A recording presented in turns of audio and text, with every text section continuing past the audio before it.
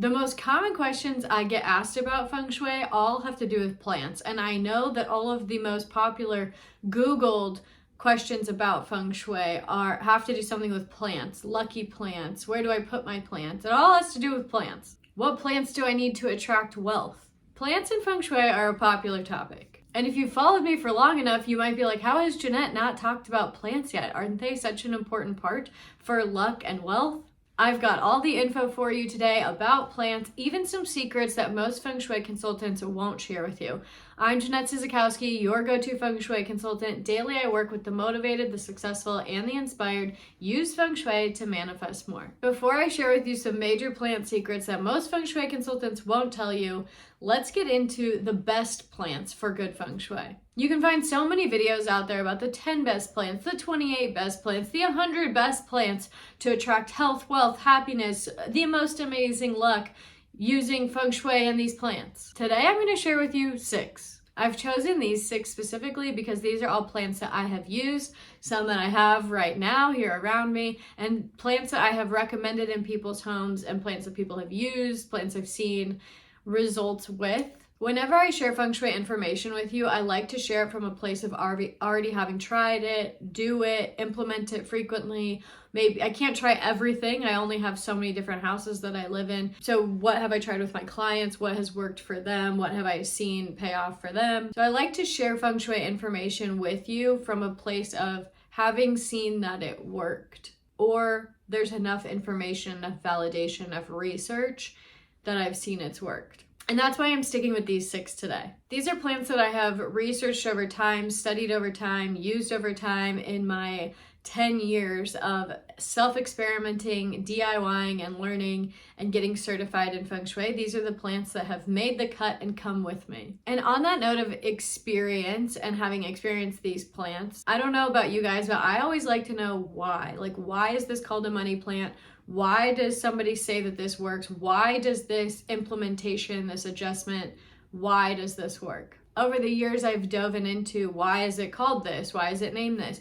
Many of these plants are considered lucky or helpful for wealth, luck. Mostly people talk about plants and wealth, but some for health as well. And many of the reasons these plants are associated with each of those categories is because of the names they were given.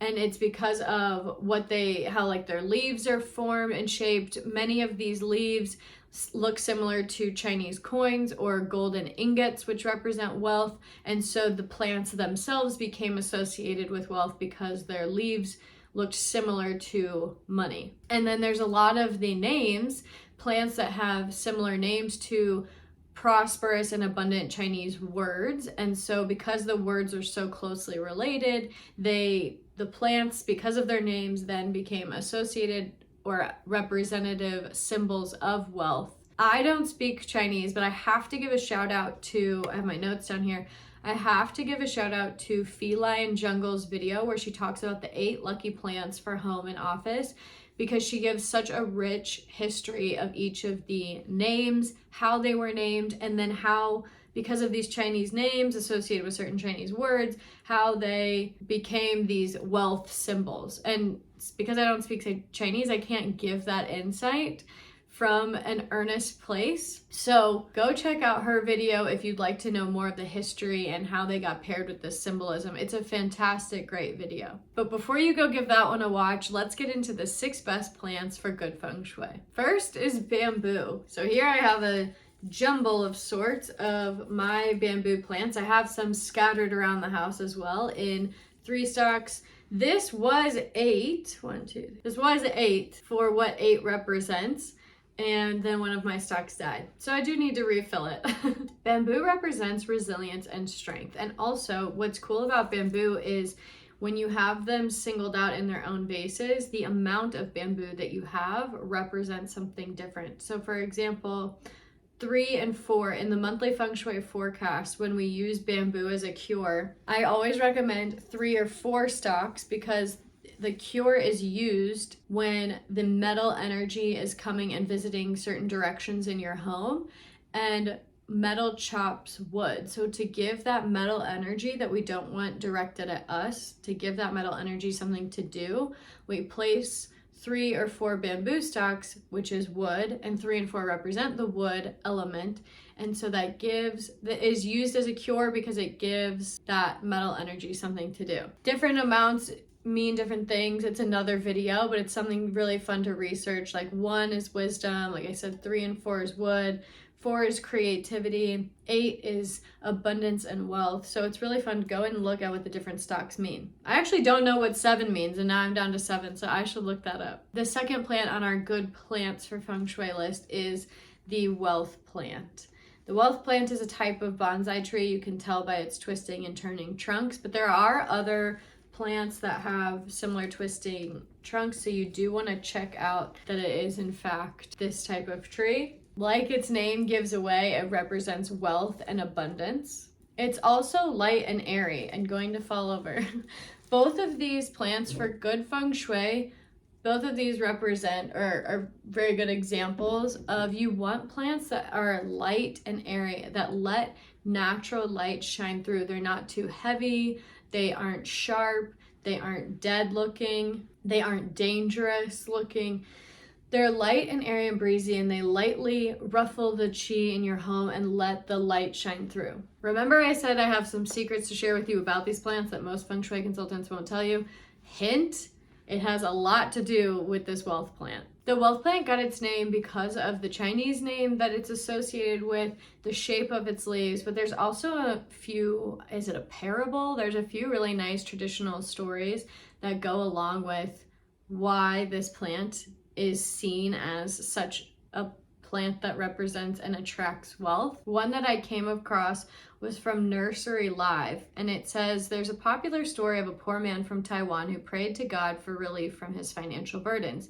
One day he found a plant in his field perceived by him as a solution to all his problems, resulting directly from his prayers. His loving care and nurturing of this plant yielded seeds, nuts, and more plants. He sold these plants, which brought an end to his money troubles. Thus, it is given as a gift in the hopes of bringing prosperity to our near and dear ones. But I have to shout out Feline Jungle again. She has a even better, I mean, this one is fun and heartwarming, but she has another really great story that she shares. A story that was passed down that she learned about this plant. Another great reason to go use her video as a resource. The third best plant for good Feng Shui is over here. I recently changed its pot. And that is the ZZ plant. This one is also associated with attracting wealth and abundance. And notice again, it's light, it's easy, it's breezy. It has small leaves, nothing too aggressive or abrasive. It's very easy to maintain. Another reason I've chosen these 6 plants specifically for best plants to create good Feng Shui is because they're all very easy to maintain. One of the worst things you can have in your space is dead or dying plants, because those drain the energy. They represent something dead, something dying, and it's not the kind of energy that you want in your space, and it's not helping produce good, vibrant energy. So when you have plants that are easy to maintain, you're removing that obstacle. And on that note of easy maintenance, I will say number 4 is the orchid. This one is a little bit different. This is the most high maintenance of the 6, I would say. But fun fact, I used to work at a flower shop, and there are all different varieties of orchids. There's super simple ones with low maintenance that you can get from Whole Foods or Trader Joe's. They're very simple, usually in a small pot. They're beautiful. And then there's some that are more elaborate and some that are a little bit harder to maintain. At the flower shop, we had the penny trick where you watered it by putting a penny in the vase. And then there's also like some that you can only water by dunking into a bucket and pulling out rather than like pouring water on top like most plants. So I would start off with a low maintenance orchid if this is the one that draws your eye.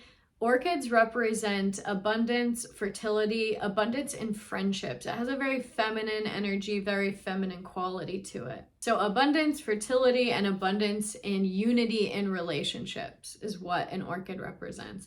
This one I often recommend to my businesses that I work with. It's a wonderful one to have for that good customer relationship. I think it represents like high quality work, clarity, togetherness. And so I love in these businesses when they have money, wherever they have their money energy, we put a nice orchid right there, or we just put the orchid right front and center as people walk in. There's also a variety of colors that orchids come in. Some are blue, some are white, some are this pink. So just like the bamboo, how you can have a different amount of bamboo stalks and that represents something different.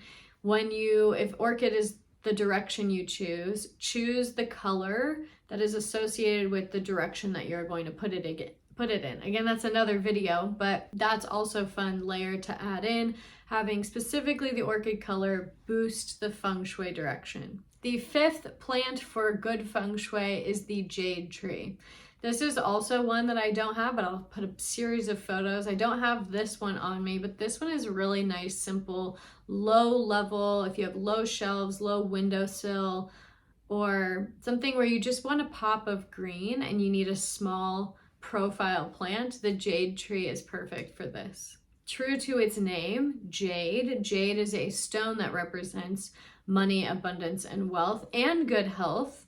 And the jade tree is seen having all of those similar properties as well because of the name, the jade stone. And it's all up to your preferences on how many you want to have in. Well, hint, that is where some more of these secrets come out. Sometimes there's things that tell you how many plants you should have, so keep watching. But let's wrap up the list. Number 6 is the peace lily. The peace lily represents clarity and good health. This is the one that has maybe the hardiest leaves. I don't have one of those on me either. I prefer to have the light, airy, thin, low profile plants. In my home, peace lilies are a bit more lush, and that doesn't really work here for me. But this is one I recommend to other people. It's often given as gifts in times of when you're giving good luck, good health affirmations. It's also low maintenance, and it's also air purifying. So this one actively cleanses the air as well, which is why this one is associated with good health.